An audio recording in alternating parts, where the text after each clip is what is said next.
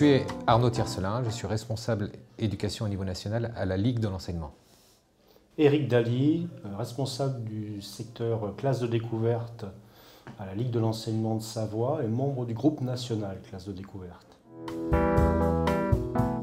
Si on est tous convaincus du capital éducatif d'une classe de découverte, force est de constater qu'elles ont considérablement diminué depuis ces 15 dernières années.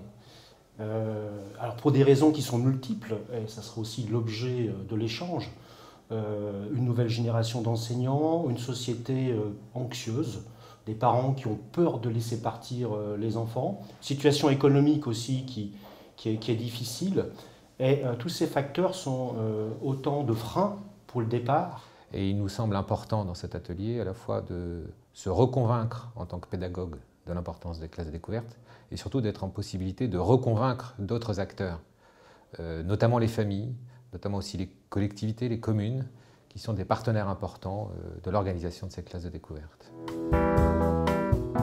Si on se plonge dans l'histoire des classes de découverte, il faut savoir qu'elles ont été créées dans les années 50. C'était une véritable innovation pédagogique avec des maîtres très volontaires et une conception de l'éducation au sens large. Ces classes, dans un premier temps, avaient une vision hygiéniste et sociale, et petit à petit, elles se sont centrées sur les apprentissages, une découverte du monde au sens large.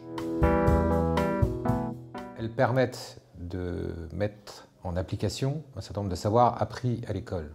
Il est important pour que les jeunes rentrent dans les apprentissages, adhèrent au savoir que propose le maître, qu'on leur donne des expériences concrètes et vécues de transférabilité des savoirs qu'on apprend à l'école.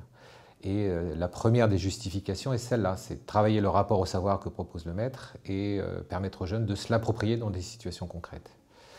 Une autre dimension extrêmement importante, surtout dans le contexte social et culturel actuel, c'est que la classe de découverte permet de travailler à la fois la rencontre de l'altérité et le rapport au collectif.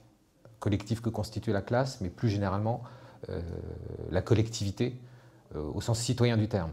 Et ces deux dimensions-là, qu'on ne met pas forcément toujours suffisamment en avant dans les classes, est extrêmement importante à un moment où on a une société qui est de plus en plus traversée par des séparatismes et où il est important que les jeunes découvrent un au-delà du quartier, de la proximité de l'école, de la proximité de la famille ou du groupe d'amis, et qu'ils aillent à la découverte de l'autre et de l'ailleurs. Autre lieu, autre mode de vie, autre territoire. Et c'est extrêmement important dans une vision politique de cohésion sociale et d'ouverture culturelle pour nous. Il faut savoir que ces classes de découverte se déroulent dans des régions touristiques pour lesquelles ce type d'accueil est très important pour l'équilibre économique du territoire. Donc on a là aussi un enjeu dont il faut prendre conscience.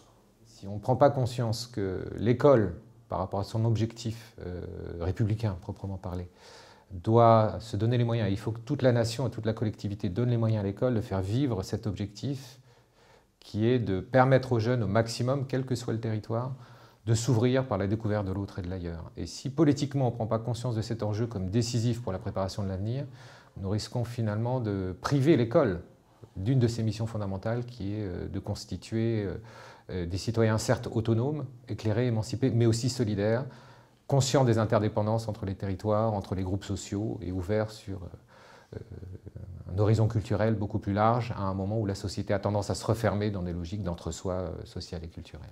Donc un défi politique important.